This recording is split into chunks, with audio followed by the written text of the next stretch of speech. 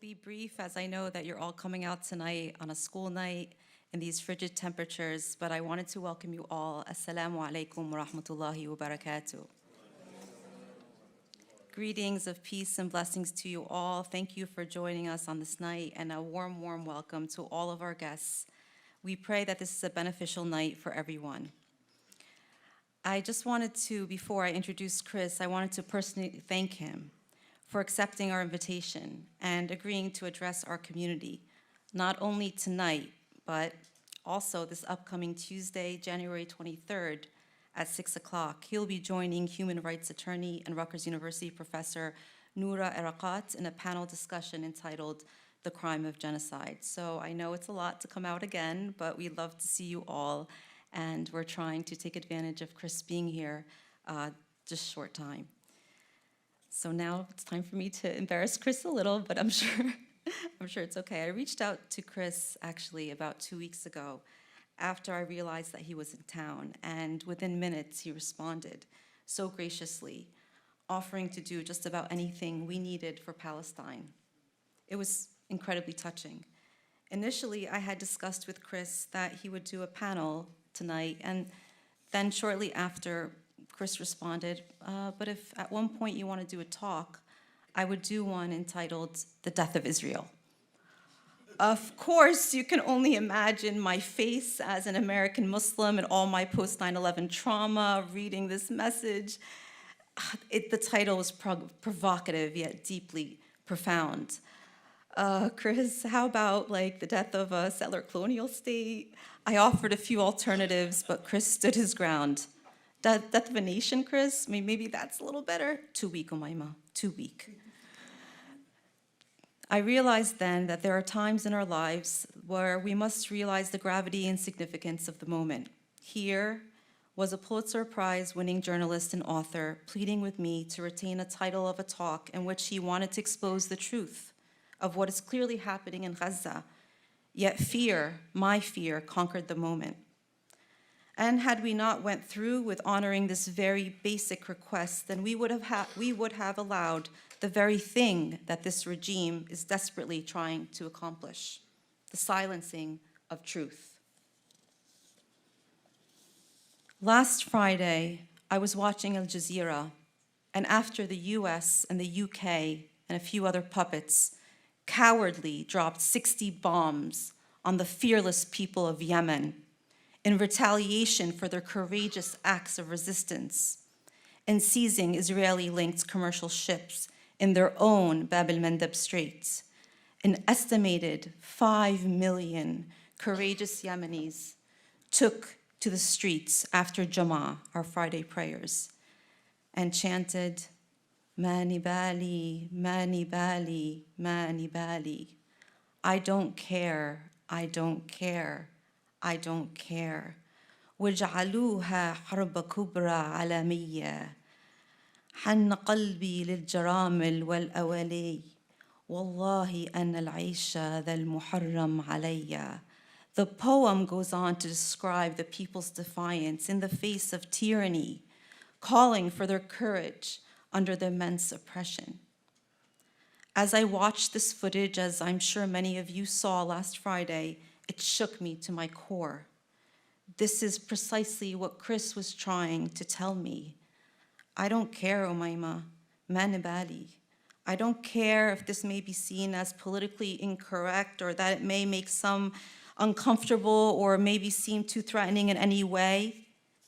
Chris, as you all know, by seeing the numbers in our crowd tonight, which I'm sure have exceeded 400 since I counted the chairs last night, I am sure you all know that Chris has always been a man whose morality and humanity prevailed the moment. And I must say, I am so very grateful, Chris, for that valuable lesson that you showed me that night. You see, resistance comes in various forms. It can be through our endless rallies, our persistent boycotts, our defiant social media platforms. But perhaps the most powerful, as I am sure we will all witness tonight, it can be in the form of our words. I will now introduce Chris. For many of you that are, I'm sure, are Chris Hedges fans, I probably don't need to say much, but Chris Hedges is the Pulitzer Prize winning former Middle East bureau chief for the New York Times. He spent 7 years covering the Middle East, including Gaza and the occupied West Bank. He had previously spent 5 years covering the conflicts in El Salvador and Nicaragua. Hedges served as the Balkan bureau chief for the New York Times during the wars in Bosnia and Kosovo. He left the New York Times after the editors at the paper demanded he cease his public denunciations of the invasion of Iraq.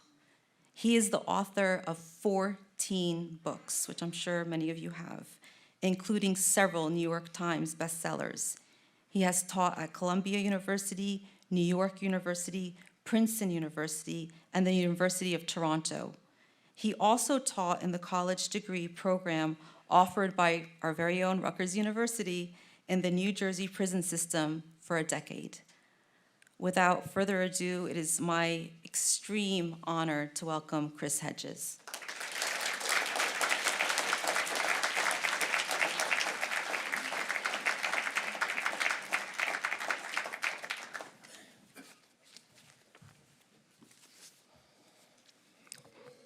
Thank you very much.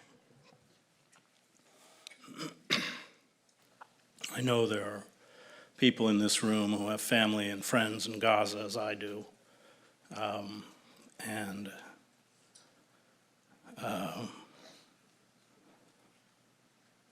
The last contact I've been able to have with people I know in Gaza is 3 or 4 weeks ago. I don't know if they're alive or dead. And all of us who spent significant time in Gaza, I think every waking moment is colored by this almost unfathomable slaughter. And whatever I feel is a pale reflection, I know, of what many of you in this room are enduring. But I want you to know that there are many of us that are doing everything humanly possible to fight back.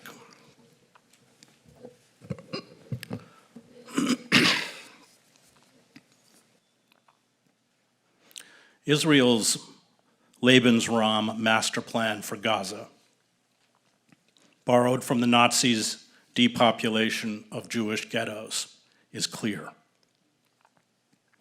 Destroy infrastructure, medical facilities and sanitation, including access to clean water, block shipments of food and fuel, impose telecommunications blackouts, unleash indiscriminate industrial violence to kill and wound hundreds a day, let starvation and epidemics of infectious diseases, along with the daily massacres and the displacement of Palestinians from their homes, turn Gaza into a mortuary. Israel has killed or seriously wounded close to 100,000 Palestinians in Gaza, almost 1 in every 20 inhabitants. It has destroyed or damaged 60% of the housing. The safe areas to which some 2 million Gazans were instructed to flee in the south have been relentlessly bombed with thousands of casualties. Palestinians in Gaza now make up 80% of all the people facing famine or catastrophic hunger worldwide, according to the UN. Every person in Gaza is hungry. A quarter of the population are starving and struggling to find food and drinkable water. Famine is imminent. The 335,000 children under the age of 5 are at high risk of malnutrition. The some 50,000 pregnant women lack health care and adequate nutrition. Infants are dying in droves. Israeli political and military officials, as the South African jurists documented at the International Court of Justice, make no secret of their genocidal intent, nor of their vision of what comes next. In September, before the incursion into Israel by Hamas and other resistance fighters, Israeli Prime Minister Benjamin Netanyahu displayed a map of what he called the new Middle East at a UN General Assembly meeting. Gaza, the West Bank, and East Jerusalem had all been incorporated into a greater Israel. Palestine had ceased to exist. The Palestinians are being forced to choose between death from bombs, disease, exposure, or starvation, or being driven from their homeland. There will soon reach a point where death will be so ubiquitous that deportation for those who want to live will be the only option. Israel is lobbying countries in Latin America and Africa to accept Palestinian refugees. Israeli leaders are calling this deportation, quote, voluntary migration. Voluntary migration is not a new concept in the annals of genocide. In the Warsaw Ghetto, the Nazis handed out 3 kilograms of bread and 1 kilogram of marmalade to anyone who voluntarily registered for deportation. There were times when hundreds of people had to wait in line for several hours to be deported. Marek Edelman, the only surviving commander of the Warsaw Ghetto Uprising, writes in his book, The Ghetto Fights. The number of people anxious to obtain 3 kilos of bread was such that the transports now leaving twice daily with 12,000 people could not accommodate them all. And Edelman, by the way, repeatedly condemned the Zionist state of Israel, calling it unviable, and supported Palestinian resistance, including armed resistance. The Nazis shipped their victims to death camps. The Israelis will ship their victims to squalid refugee camps in countries outside of Israel. This is the plan. No one, especially the Biden administration, intends to stop it. The most disturbing lesson I learned while covering armed conflicts for 2 decades is that we all have the capacity, with little prodding, to become willing executioners. The line between the victim and the victimizer is razor thin.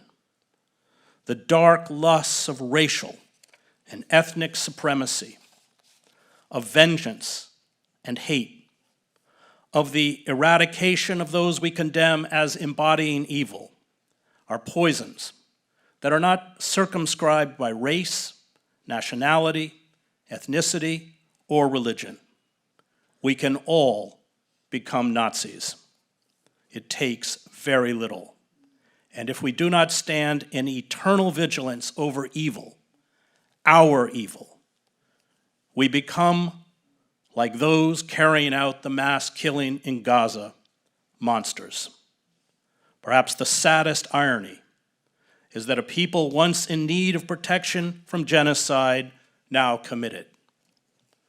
The cries of those expiring under the rubble in Gaza are the cries of the boys and men executed by the Bosnian Serbs at Srebrenica, the over 1.5 million Cambodians killed by the Khmer Rouge, the thousands of Tutsi families burned alive in churches, and the tens of thousands of Jews executed by the Einsatzgruppen at Baba Yar in Ukraine. The genocide carried out during the Holocaust is not an historical relic. It lives, lurking in the shadows, waiting to ignite its vicious contagion. But this truth is bitter and hard to confront. We prefer the myth. We prefer to see in our own kind, our own race, our own ethnicity, our own nation, our own religion, superior virtues. We prefer to sanctify our hatred. The German playwright and revolutionary Ernst Toller unable to rouse an indifferent world to assist victims and refugees from the Spanish Civil War, hanged himself in 1939 in a room at the Mayflower Hotel in New York City.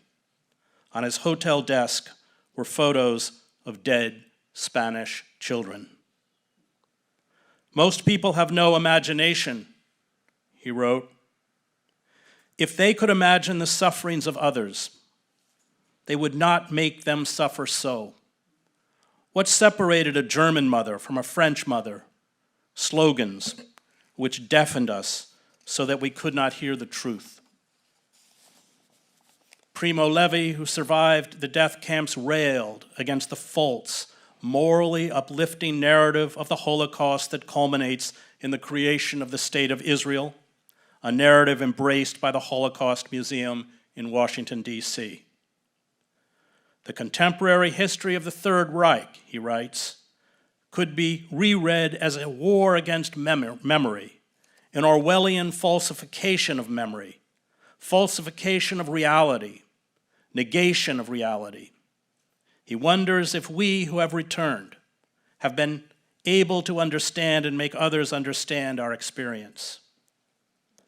We all inhabit a morally gray zone.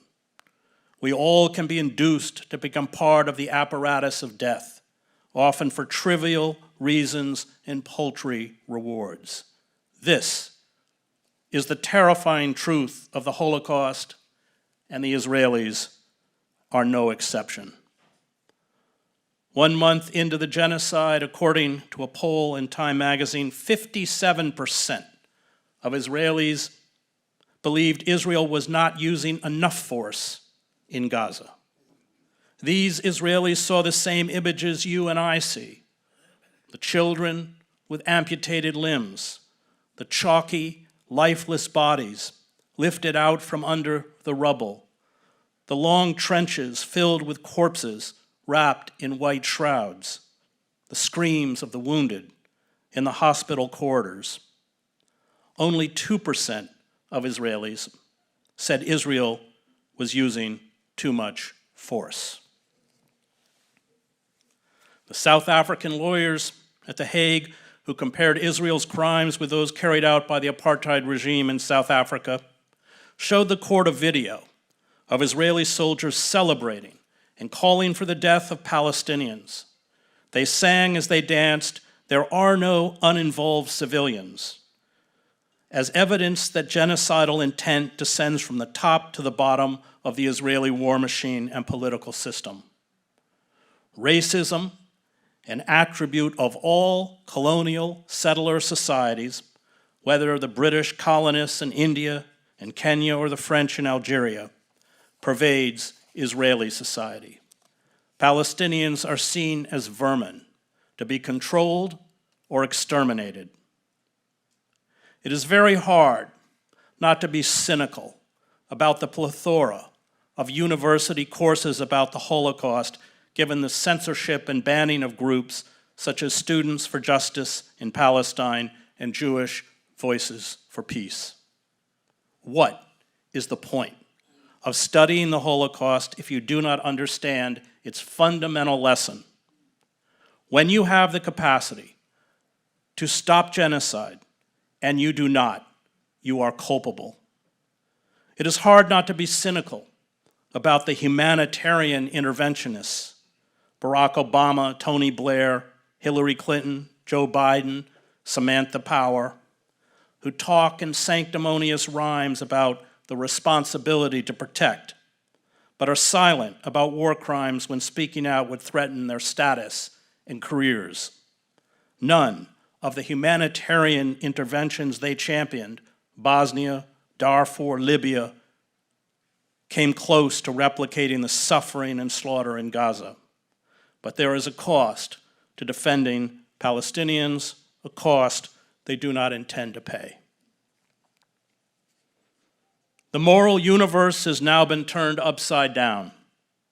Those of us who oppose genocide are accused of advocating it. Those who carry out genocide are said to have the right to defend themselves. Vetoing ceasefires and providing 2,000-pound bombs to Israel that throw out metal fragments for thousands of feet in densely packed refugee camps is the road to peace. Refusing to negotiate will free the hostages. Bombing hospitals, schools, mosques, churches, ambulances, and refugee camps, obliterating families are routine acts of war. Carrying out genocide in Gaza is a way to de-radicalize Palestinians. Attacking Houthi bases in Yemen will de-escalate a regional conflict. And remember, it is not only Israel which has abandoned its citizens held hostage in Gaza. There are hundreds of Palestinians who are U.S. citizens or permanent residents trapped in Gaza, and the Biden administration is making no discernible effort, as demanded by U.S. law, to secure their safety. None of this makes sense, as protesters around the world realize. If the genocide in Gaza is not halted, it will presage a new world order, a world where the old rules, more honored in the breach than the observance, no longer matter. It will be a world where nations with vast bureaucratic structures and technologically advanced military systems carry out in public view massive killing projects.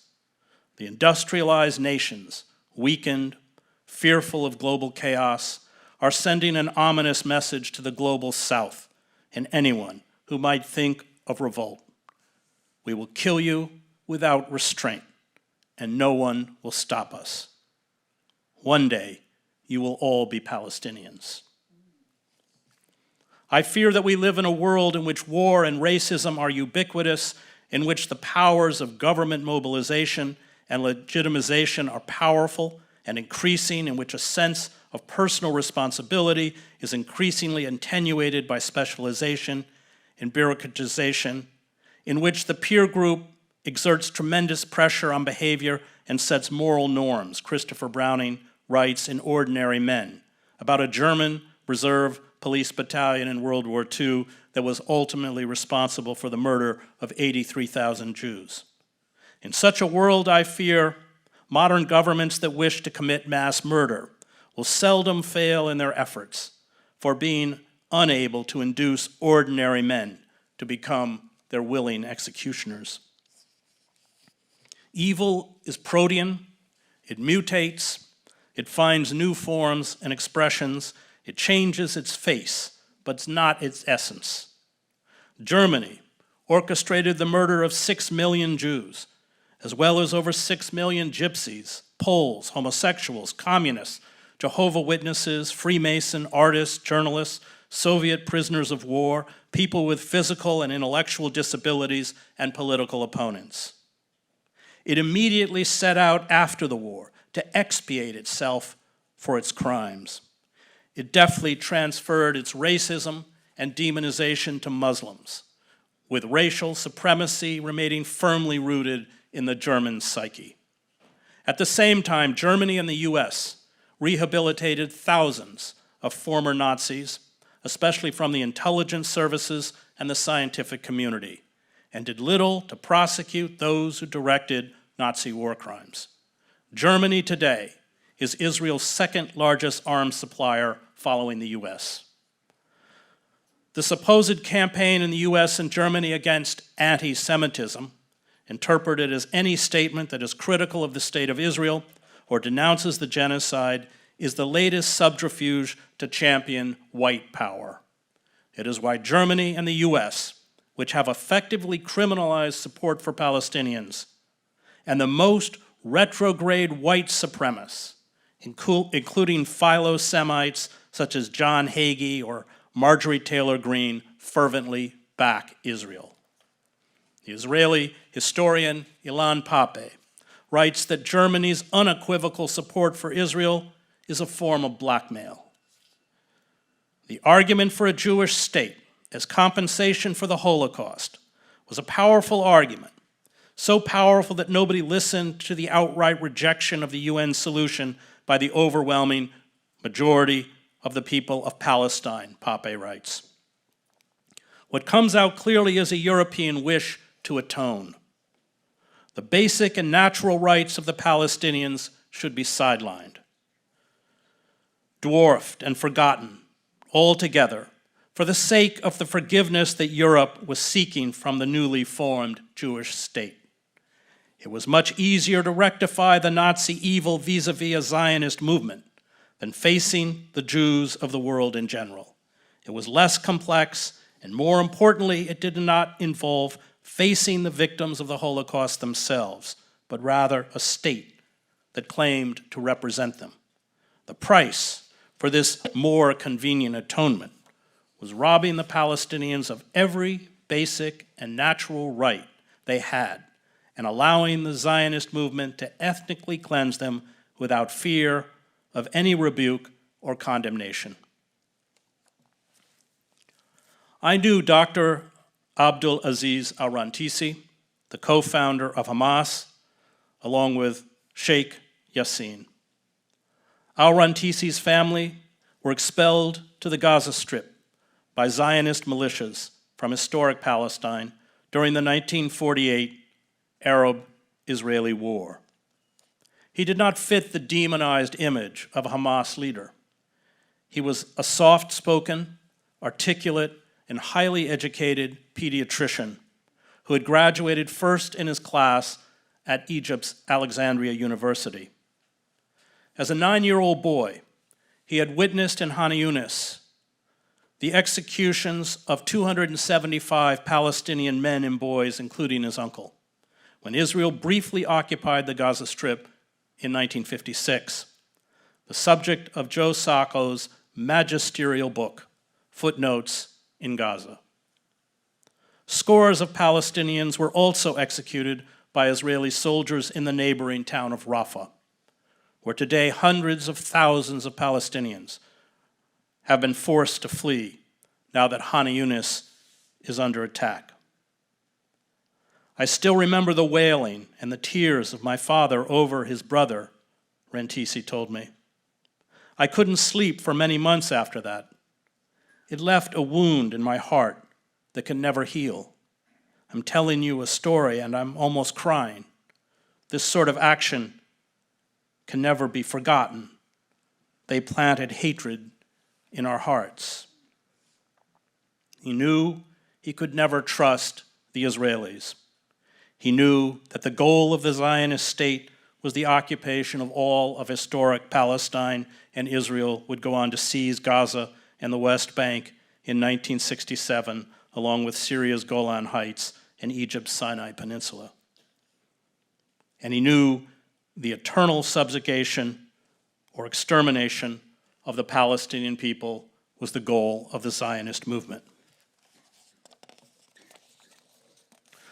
Al-Rantisi and Yassin were assassinated in 2004 by Israel. Al-Rantisi's widow, Jamila Abdallah Taha El-Shanti, had a doctorate in English and taught at the Islamic University in Gaza. The couple had 6 children, one of whom was killed along with his father. The family's home, where I visited them, was bombed and destroyed during the 2014 Israeli assault on Gaza known as Operation Protective Edge. Jamila was killed by Israel on October 19th of this year. Israel's genocide is rearing a new generation of enraged, traumatized, and dispossessed Palestinians who have lost family members, friends, homes, communities, and any hope of living ordinary lives. And they too will seek retribution. Their small acts of terrorism will counter Israel's state terror. They will hate as they have been hated.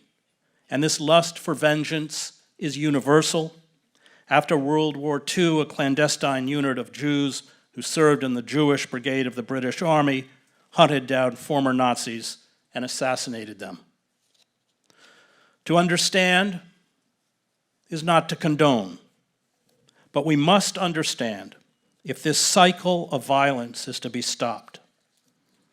I and the public know what all school children learn, W.H. Auden wrote, "Those to whom evil is done do evil in return." The Palestinian attacks of October 7th, which left some 1,200 Israelis dead, feeds this lust within Israel, just as Israel's 17-year siege and obliteration of Gaza feeds this lust among Palestinians. There is little discussion in the Israeli media of the slaughter in Gaza or the suffering of Palestinians, some 2 million of whom have been driven from their homes, but a constant repetition of the stories of Israeli suffering, death, and heroism. Only our victims matter. The shooting dead of the 3 Israeli hostages who apparently escaped their captors and approached Israeli forces with their shirts off, waving a white flag, and calling out for help in Hebrew is not only tragic, but a glimpse of Israel's rules of engagement in Gaza. These rules are: kill anything that moves. Israel may appear triumphant after it finishes its genocidal campaign in Gaza and increasingly the West Bank. It may achieve its demented goal. Its murderous rampages and genocidal violence may exterminate or ethnically cleanse Palestinians. Its dream of a state exclusively for Jews, with any Palestinians who remain stripped of their basic rights, may be realized. At that point, it will revel in its blood-soaked victory. It will celebrate its war criminals. Its genocide will be erased from public consciousness and tossed into Israel's huge black hole of historical amnesia. And those with a conscience in Israel will be silenced and persecuted. But by the time Israel achieves its decimation of Gaza, and Israel is talking about months of warfare, it will have signed its own death sentence. Its facade of civility, its supposed vaunted respect for the rule of law and democracy, its mythical story of the courageous Israeli military and miraculous birth of the Jewish nation will lie in ash heaps. Israel's social capital will be spent. Liberal Zionism, always an oxymoron, since Israelis never intended to give equal rights to Palestinians, has already been replaced by religious Zionism. Religious Zionism gives divine sanction to an ugly, repressive, hate-filled apartheid regime, deeply alienating younger generations of Americans, including Jews. Its patron, the United States, as new generations come to power, will distance itself from Israel and religious Zionism the way it is distancing itself from Ukraine. Israel's support will come from America's Christianized fascists who see Israel's domination of ancient biblical land as a harbinger of the second coming, and in its subjugation of Arabs, a kindred racism. Despotisms can exist long after their past due date, but they are terminal. You don't have to be a biblical scholar to see that Israel's lust for rivers of blood is antithetical to the core values of Judaism. The cynical weaponization of the Holocaust, including branding Palestinians as Nazis, has little efficacy when you carry out a live-streamed genocide against 2.3 million people trapped in a concentration camp. Nations need more than force to survive. They need a mystique. This mystique provides purpose, civility, and even nobility to inspire citizens to sacrifice for the nation. This mystique offers, much of it once embodied in liberal Zionism, hope for the future. It provides meaning. It provides national identity. When mystiques implode, when they are exposed as lies, a central foundation of state power collapses. I reported on the death of the communist mystiques in 1989 during the revolutions in East Germany, Czechoslovakia, and Romania. The police and the military decided there was nothing left to defend. Israel's decay will engender the same lassitude and apathy It will become harder and harder to recruit indigenous collaborators such as Mahmoud Abbas and the Palestinian Authority, reviled by most Palestinians, to do the bidding of the colonizers. All Israel has left is escalating violence, including the widespread use of torture, which accelerates the decline. The wholesale violence works in the short term, as it did in the war waged by the French in Algeria, the dirty war waged by Argentina's military dictatorship, and during Britain's conflict in Kenya and Northern Ireland. But in the long term, it is suicidal. Israel may wipe out the current Hamas leadership, but the past and current assassinations of scores of Palestinian leaders has done little to blunt resistance. The siege and genocide in Gaza has produced a new generation prepared to take the place of martyred leaders. Israel has sent the stock of its adversary into the stratosphere. Israel was already at war with itself before October 7th. Israelis were protesting to prevent Netanyahu's abolition of judicial independence.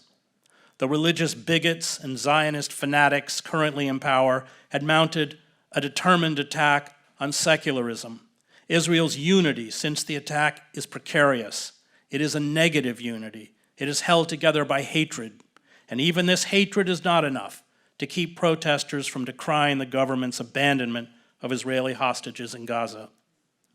Hatred is a dangerous political commodity. Once finished with one enemy, those who stoke hatred go in search of another. The Palestinian, quote-unquote, human animals, when eradicated or subdued, will be replaced by disloyal Palestinians with Israeli citizenship already targeted by a series of discriminatory laws, along with Jewish apostates and traitors.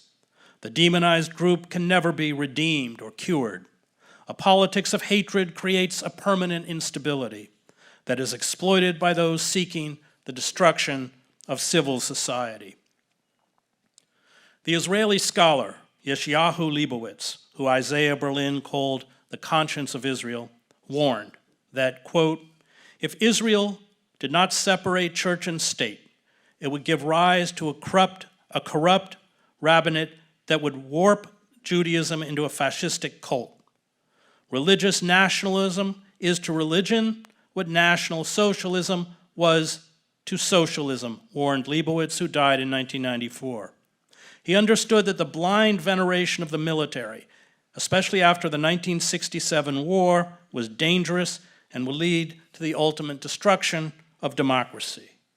Our situation will deteriorate to that of a second Vietnam, to a war and constant escalation without prospect of ultimate resolution, he wrote. He foresaw that the Arabs would be the working people and the Jews the administrators, inspectors, officials, and police, mainly secret police. A state ruling a hostile population of 1.5 million to 2 million foreigners would necessarily become a secret police state, with all that implies for education, free speech, and democratic institutions. The corruption characteristic of every colonial regime would also prevail in the state of Israel. The administration would have to suppress Arab insurgency on the one hand and acquire Arab quislings on the other. There is also good reason to fear that the Israel Defense Force, which has been until now a people's army, would, as a result of being transformed into an army of occupation, to generate, and its commanders will become military governors, will resemble their colleagues in other nations. He saw the rise of virulent racism that would consume Israeli society. He knew that prolonged occupation of the Palestinians would spawn, in his words, concentration camps for the occupied, and as he wrote, Israel would not deserve to exist, and it would not be worthwhile to preserve it.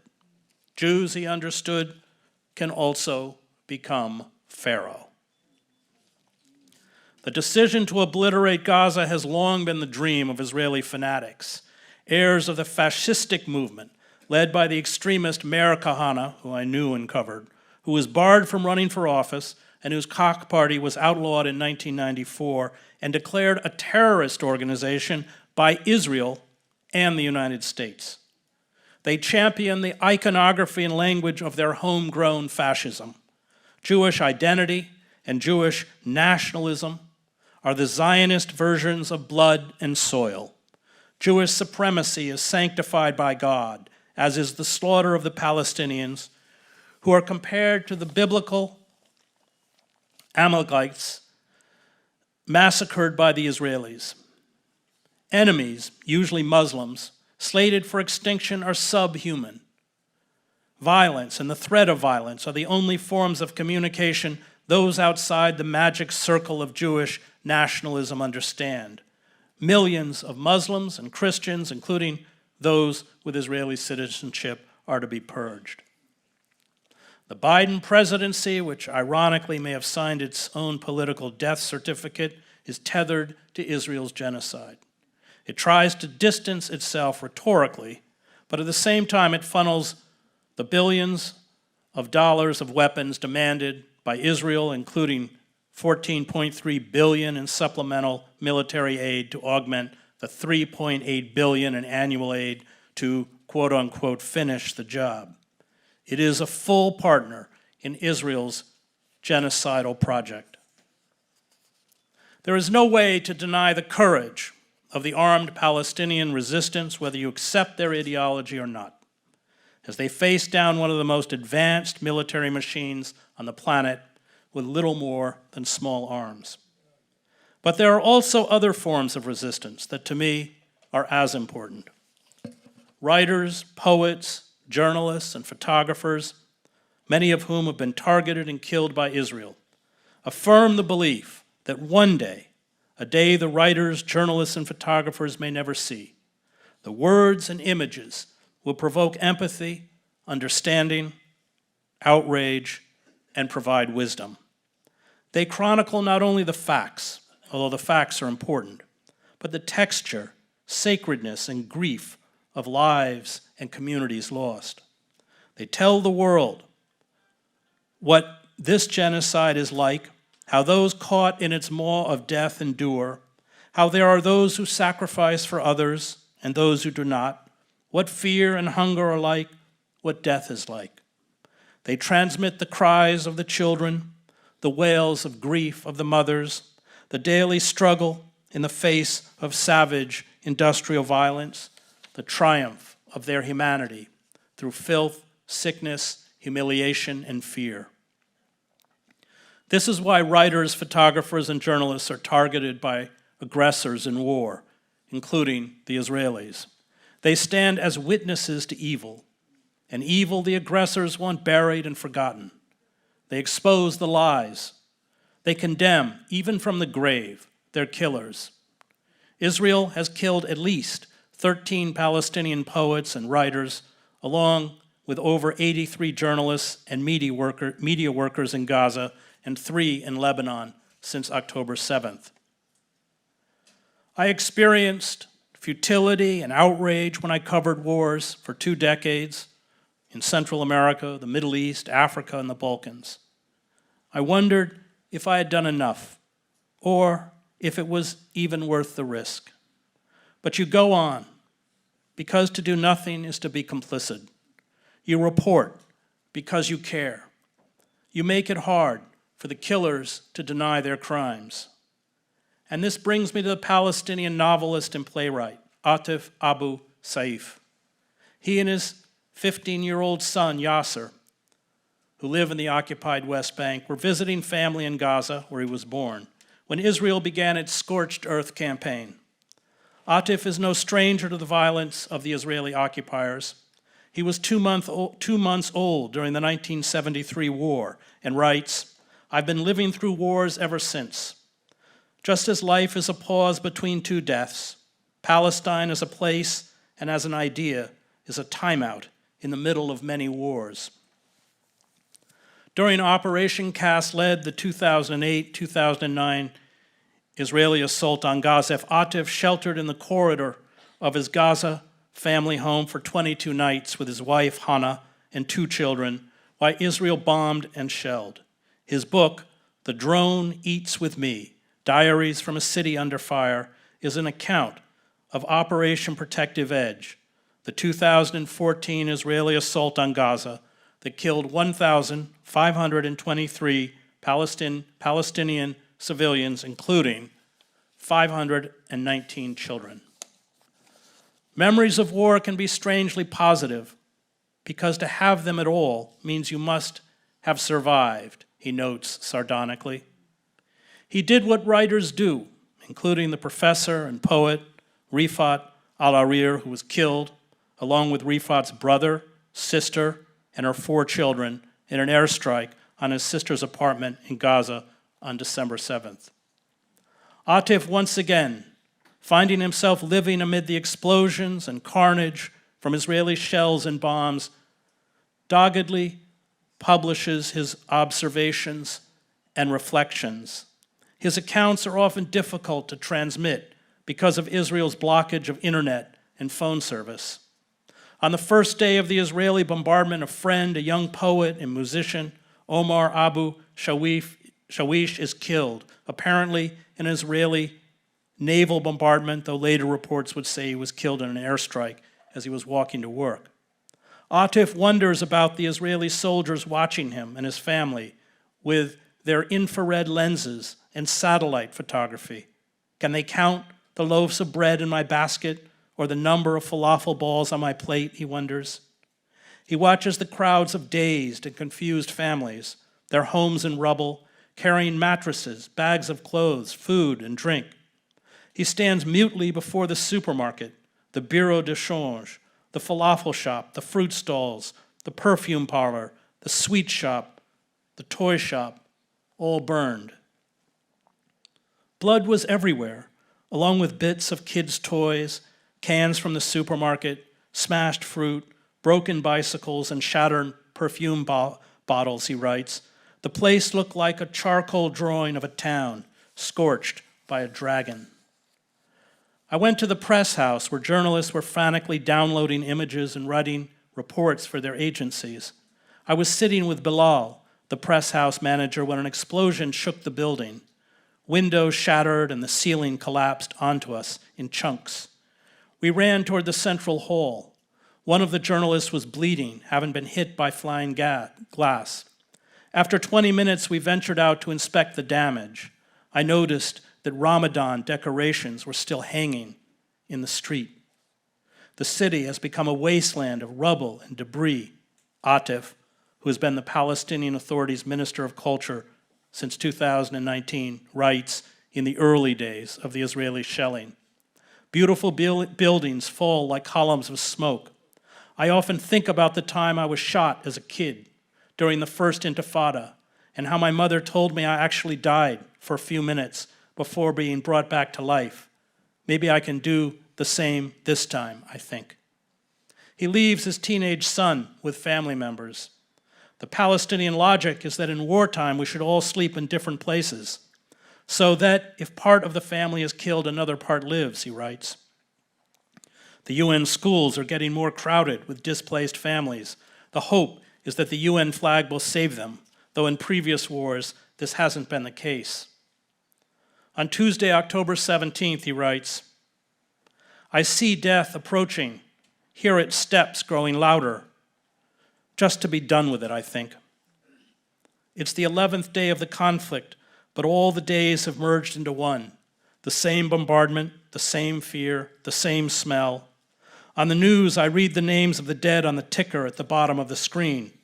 I wait for my name to appear. In the morning, my phone rang. It was Rula, a relative in the West Bank, telling me she had heard there'd been an airstrike at Talat Hawa, a neighborhood on the south side of Gaza City, where my cousin Hatem lives. Hatem is married to Huda, my wife's only sister. He lives in a 4-story building that houses his mother and brothers and their families. I called around, but no one's phone was working. I walked to Al-Shifa Hospital to read the names. Lists of the dead are pinned up daily outside a makeshift morgue. I could barely approach the building. Thousands of Gazans had made the hospital their home, its gardens, its hallways, Every empty space or spare corner had a family in it. I gave up and headed toward Hatem's. 30 minutes later, I was on his street. Rula had been right. Huda and Hatem's building had been hit only an hour earlier. The bodies of their daughter and grandchild had already been retrieved. The only known survivor was Wissam, one of their other daughters, who had been taken to the ICU. Wissam had gone straight into surgery, where both of her legs and her right hand had been amputated. Her graduation ceremony from art college had taken place only the day before. She has to spend the rest of her life without legs, with one hand. What about the others? I asked someone. We can't find them, came the reply. Amid the rubble, we shouted, hello! Can anyone hear us? We called out the names of those still missing, hoping some might still be alive. By the end of the day, we managed to find 5 bodies, including that of a 3-month-old. We went to the cemetery to bury them. In the evening, I went to see Wissam in the hospital. She was barely awake. After half an hour, she asked me, Uncle, I'm dreaming, right? I said, we are all in a dream. My dream is terrifying. Why? All our dreams are terrifying. After 10 minutes of silence, she said, don't lie to me, Uncle. In my dream, I don't have legs. It's true, isn't it? I have no legs. But you said it's a dream. I don't like this dream, Uncle. I had to leave. For a long 10 minutes, I cried and cried, overwhelmed by the horrors of the past few days. I walked out of the hospital and found myself wandering the streets. I thought idly, we could turn this city into a film set for war movies, Second World War films and end-of-the-world movies. We could hire it out to the best Hollywood directors, Doomsday on demand. Who could have the courage to tell Hannah, so far away in Ramallah, that her only sister had been killed, that her family had been killed? I phoned my colleague Manar and asked her to go to our house with a couple of friends and try to delay the news from getting to her. Lie to her, I told Manar. Say the building was attacked by F-16s, but the neighbors think Huda and Hatem were out at the time. Any lie that could help. Leaflets in Arabic dropped by Israeli helicopters float down from the sky. They announce that anyone who remains north of the Wadi waterway will be considered a partner to terrorism, meaning, Atif writes, the Israelis can shoot on sight. The electricity is cut, food, fuel, and water run out. The wounded are operated on without anesthesia. There are no painkillers or sedatives. He visits his niece, Wissam, racked with pain in Al-Shifa Hospital, who asks him for a lethal injection. She says Allah will forgive her. But he will not forgive me, Wissam. I'm going to ask him to, on your behalf, she says. After airstrikes, he joins the rescue teams under the cricket-like hum of drones we couldn't see in the sky. A line from T.S. Eliot, a heap of broken images, runs through his head. The injured and the dead are transported on 3-wheeled bicycles or dragged along in carts by animals. We picked up pieces of mutilated bodies and gathered them on a blanket. You find a leg here, a hand there, while the rest looks like minced meat, he writes. In the past week, many Gazans have started writing their names on their hands and legs in pen or permanent marker so they can be identified when death comes. This might seem macabre, but it makes perfect sense. We want to be remembered. We want our stories to be told. We seek dignity. At the very least, our names will be on our graves. The smell of unretrieved bodies under the ruins of a house hit last week remains in the air. The more time passes, the stronger the smell. The scenes around him become surreal. On November 19th, day 44 of the assault, he writes, a man rides a horse toward me with the body of a dead teenager slung over the saddle in front. It seems it's his son, perhaps. It looks like a scene from a historical movie, only the horse is weak and barely able to move. He is back from no battle. He is no knight.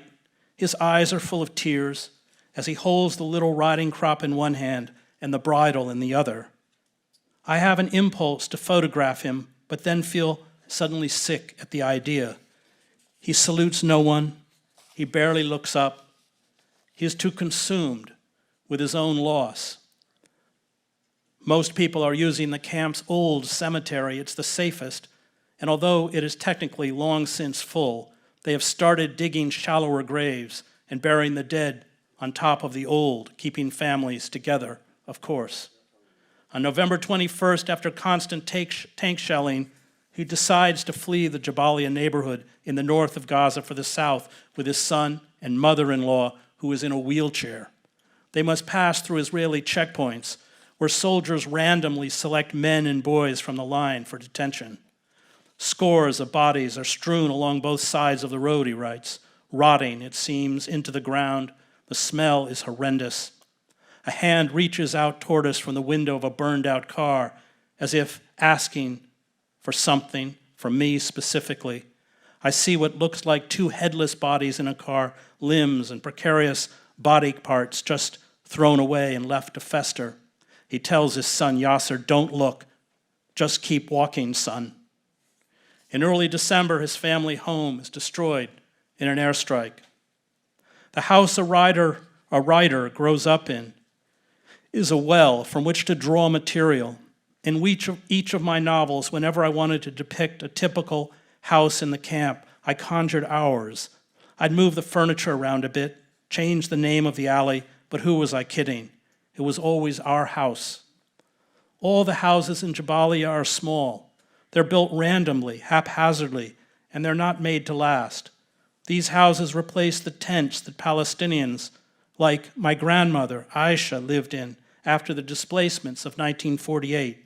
Those who built them always thought they'd soon be returning to the beautiful, spacious homes they left behind in the towns and villages of historic Palestine. That return never happened, despite our many rituals of hope, like safeguarding the key to the old family home. The future keeps betraying us, but the past is ours. Though I've lived in many cities around the world and visited many more, that tiny, ramshackle abode was the only place I ever felt at home, he goes on. Friends and colleagues always asked, "Why don't you live in Europe or America? You have the opportunity." My students chimed in, "Why did you return to Gaza?" My answer was always the same. Because in Gaza, in an alleyway, in the Saftawi neighborhood of Jabalia, there stands a little house that cannot be found anywhere else in the world. If on doomsday, God were to ask me where I would like to be sent, I wouldn't hesitate in saying, home. Now, there is no home. Atif, as I write, is trapped in southern Gaza with his son. His niece was transferred to a hospital in Egypt, and Atif continues to write. We are called, as believers, Muslims, Christians, and Jews, to stand with the oppressed. We are called to defy malignant power, Atif, Rifat, and those like them who speak to us at the risk of death. Remind us of this injunction. They speak, so we will not be silent. They speak, so we will take these words and images and hold them up to the principalities of the world, the media, politicians, diplomats, universities, the wealthy and privileged, the weapons manufacturers, the Pentagon, and the Israel lobby, and demand that this genocide cease. The Biden administration is playing a very cynical game. It insists it is trying to halt what by its own admission is Israel's indiscriminate bombing of Palestinians, while bypassing Congress to speed up the supply of weapons to Israel, including dumb bombs. It insists it wants the fighting in Gaza to end, while it vetoes ceasefire resolutions at the UN. It insists it upholds the rule of law, while it subverts the legal mechanism at the International Court of Justice that can halt the genocide. Cynicism pervades every word Biden, Blinken, Jake Sullivan, and Brett McGurk, the four horsemen of the apocalypse who support this genocide, utter. This cynicism extends to us. Our revulsion for Donald Trump, the Biden White House believes, will impel us to keep Biden in office. On any other issue, this might be the case, but it cannot be the case with genocide. Genocide is not a political problem. It is a moral one. We cannot, no matter what the cost, support those who commit or are accomplices to genocide, even if it means we are forced to endure the dreaded return of Trump. Genocide is the crime of all crimes. It is the purest expression of evil. We must stand unequivocally with the Palestinians. We must demand justice. We must hold Biden accountable. If we do not, we join the long list of those who, for expediency or because of indifference, have sold out the Palestinians and sold out all of the oppressed. I read from the Hadith collection of Imam al-Bukhari. He writes, "The Prophet, peace be upon him, once said to us, 'Help your brother, the oppressor and the oppressed.' We asked, 'O messenger of God, we understand how we can help one oppressed, but how should we help one who is oppressing?' 'By stopping him from oppressing others,' he replied." Evil has not changed down the millenniums, but neither has goodness. Thank you.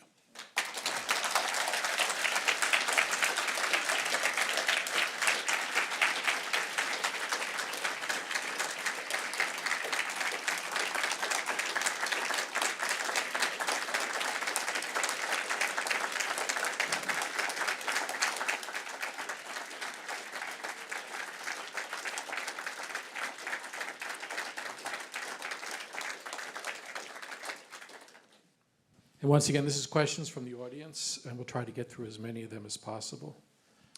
First question, and I didn't put this at the top, it sort of just came there. What can we learn from the Bosnian War in terms of the changing political action and public sentiment to end the genocide in Gaza?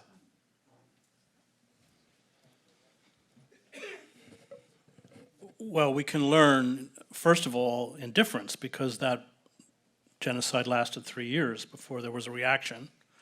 And the only reason there was a reaction is not because there was any kind of moral calculation by the Clinton administration, but because with the overrunning of the safe areas in Srebrenica and Jepa and the massacre, which I mentioned in my talk at Srebrenica, the UN peacekeeping force disintegrated, proved ineffective.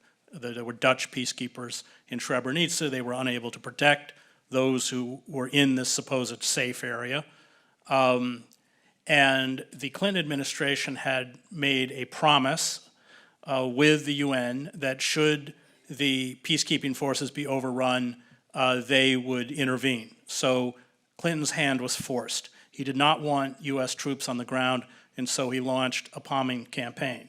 And I think the lesson is the deep cynicism, I think all of us who reported overseas, whether it was in El Salvador or Gaza or Bosnia or anyone else, the deep cynicism by the United States, by Washington, and by Europe. And we are watching this cynicism express itself during the genocide in Gaza, where on the one hand they speak, of course, in minimizing civilian casualties, and on the other hand, they're making sure the supply chain, the military supply chain to Israel is not only continued but even ramped up. Remember, especially with things like tank shells, if we have the capacity to stop this now, because so much of the the munitions that Israel is using, which they're running out of, come directly from the U.S. I mean, I've been in Gaza when it was bombed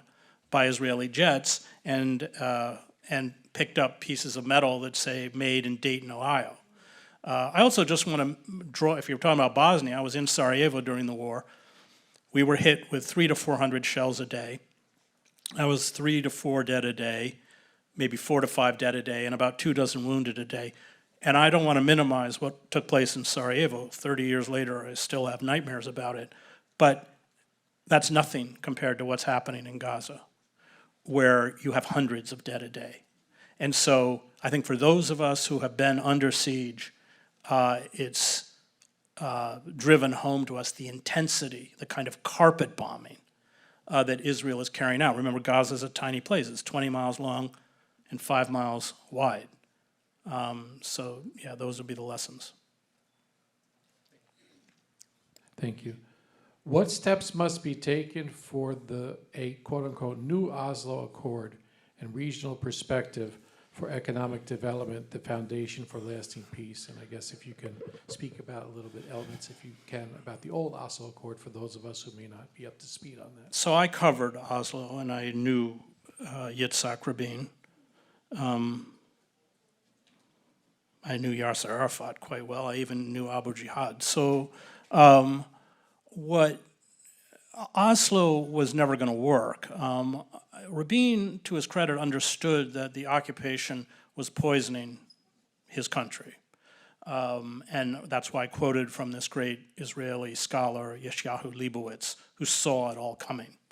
But his solution was to withdraw Israeli forces and create a colonial police force, i.e. the PA, which Abbas does. I mean, but he has no credibility left, even in the West Bank. The interesting thing about Arafat is that Arafat drew a line. He just wasn't going to be a complete puppet for the Israelis, which is why I think most of us who covered Arafat believe he was poisoned by the Israelis. I think there's very strong evidence behind that. So Oslo was an attempt for Israel to find a solution, because remember, Israel would still control the borders, that was never going to grant the Palestinians a state. At this point, Israel, especially with the occupation of the West Bank, it controls 60% of the West Bank, has made the two-state solution impossible. Israel did it. And now the only solution is from the river to the sea, a secular Palestinian, maybe it has another name, state where Palestinians, Jews, everyone has equal rights. That is the only route left.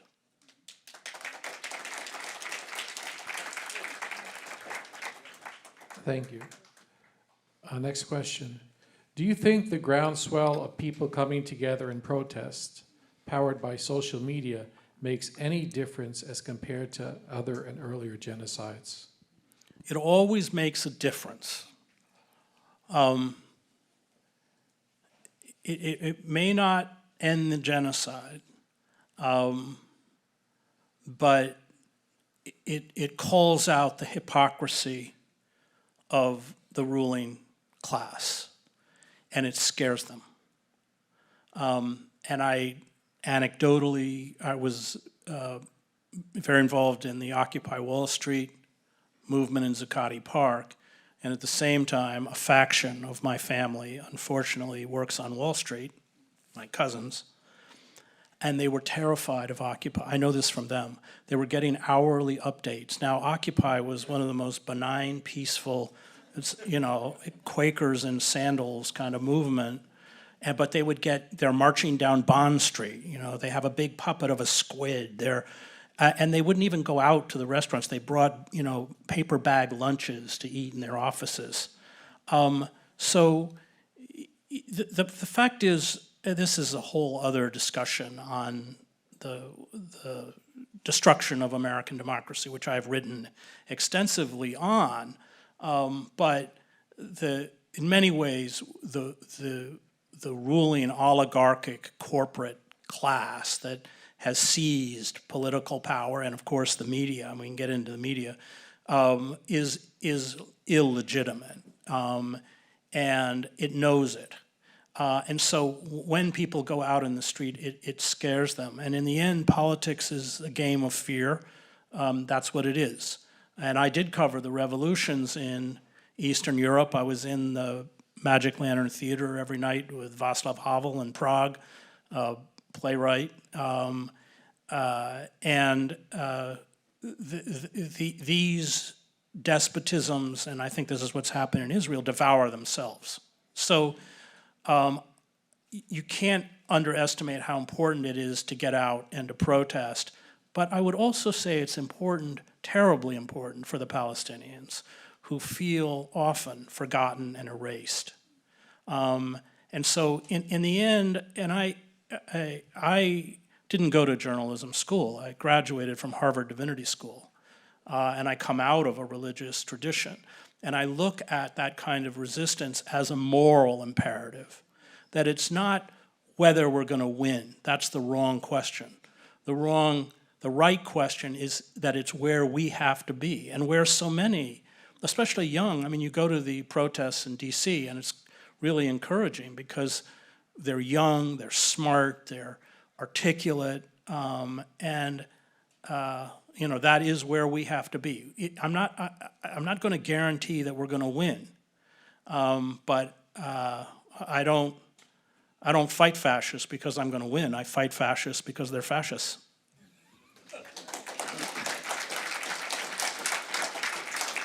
And an amen to that. Another question. I understand the absolute importance of stopping oppression, both to the oppressed and the oppressors alike. But how is this possible when we have such a minimal role in society? The protests have been enormous in changing public opinion of genocide, but they have not yet to change the opinions of politicians in charge of the decision-making. What is our role in stopping the oppressors as bystanders in America? Well, I think there has to be a line at which, and I am as terrified of a Trump presidency as probably many in this room, but there has to be a line that we draw that you can't cross. And I think the problem is, especially with the Democratic Party, we have never put that line in place. And so what we've watched since the Clinton administration is the Democratic Party transform itself into the Republican Party, and the Republican Party goes so far to the right that it became insane. But the Democratic Party in Europe would be a right-wing party, and I think that, I was Ralph Nader's speechwriter, and let me just put a plug for Ralph, the most important Arab American political leader of our time, who speaks fluent Arabic. I was in a restaurant with him, and I speak Arabic. I'm trying to resurrect it because, I hope you've all read Joe Sacco's great works, Palestine, and his masterpiece, Footnotes in Gaza. Footnotes in Gaza came because he and I went and spent 10 days in, actually, I was so frustrated by the New York Times coverage of Gaza that I used my vacation time to go to Gaza and spend 10 days in Khan Yunis and write this magazine piece for Harper's called A Gaza Diary, in which at one point they still had the Jewish settlements. We heard over the loudspeakers when the kids were coming out of school, ta'al, ta'al, and then we heard all sorts of words I'm not going to repeat, but they were baiting these 10, 11-year-old kids to throw rocks, and then when they threw rocks, they shot them, in some cases killed them. By the way, after publishing that piece, the New York Times informed me that I would never report from the Middle East again. But in those interviews in Khan Yunis, we interviewed older residents who told us about the massacres of '56. And Harper's cut it out. And Joe was so upset that he spent the next 6 years shuttling back and forth to Khan Yunis, interviewing every eyewitness and survivor that he could find, and did his book, Footnotes in Gaza, which I have to admit, even though I knew the story, when I read it, at the end I was just weeping. Joe and I, we've been working in Gaza for years. And he called me up and he said, and we're old men now, he said, we got to go back. Our next book is Gaza. And I said, okay. and I've already spoken to Simon & Schuster, my publisher. They will take it. We don't know what it's going to look like because we don't know how far the Israelis are going to go. But there are two forms of therapy that I have for Gaza. One is attending the protests, and the other I found, because I left the Middle East a long time ago, my Arabic is really deteriorated, but I'm taking classes 3 days a week. And you know what my other therapy is studying my Arabic.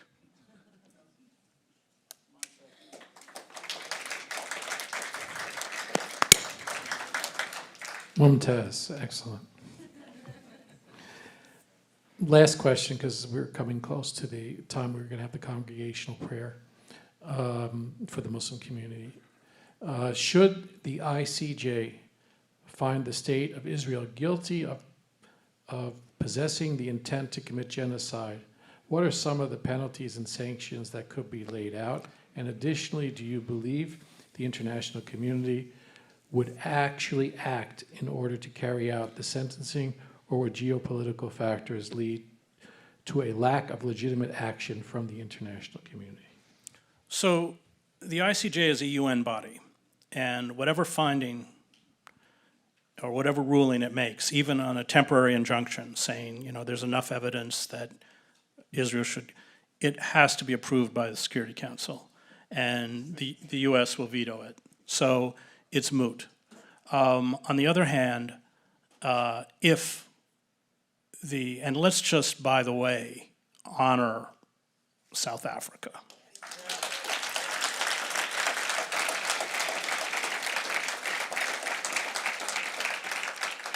They have stood with the Palestinians, you know, for decades. And, but if the court, and you can be sure there will be heavy pressure from the US, one, not to issue, in essence, a temporary injunction saying there's enough evidence. They won't rule at first in 2 to 3 weeks on whether there's genocide. They'll just say there's enough evidence to bring the case, therefore it should stop. We know there will be heavy, heavy pressure because under international law, if there is a ruling that Israel is committing genocide, the United States is guilty, which it is guilty, of accomplice to genocide.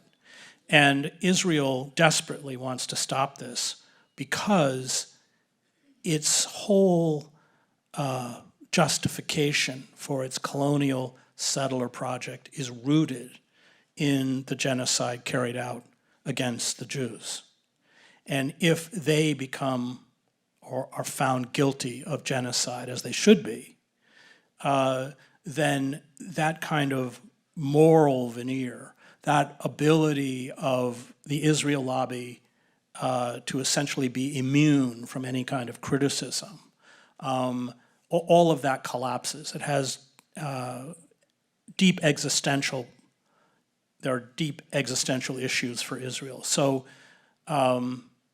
again, it's important because I think, and especially if you read the brief, the 83-page brief, it's an educational, it's almost impossible to deny what's happening. The same way, and I speak at a lot of colleges with Students for Justice in Palestine, I don't know any of, and I'm a strong supporter of the boycott, divestment, and sanction movement, of course. I don't know universities have embraced BDS, but the result of the movement is that it's educated an entire generation of young kids about Palestine. And that's why Israel spends so much energy and time trying to defeat it. So even though the ultimate goal we have, which is, of course, halting the genocide, may not be achieved by standing up and fighting against what I would call radical evil, there are all sorts of victories that chip away at the foundations of power. And in the end, that is where we have to be. There was a great Jewish rabbi, Abraham Heschel, who marched with Martin Luther King, and he was criticized by other rabbis for marching on the Sabbath. And Abraham Heschel told the rabbis, "I pray with my feet." That's what we have to do.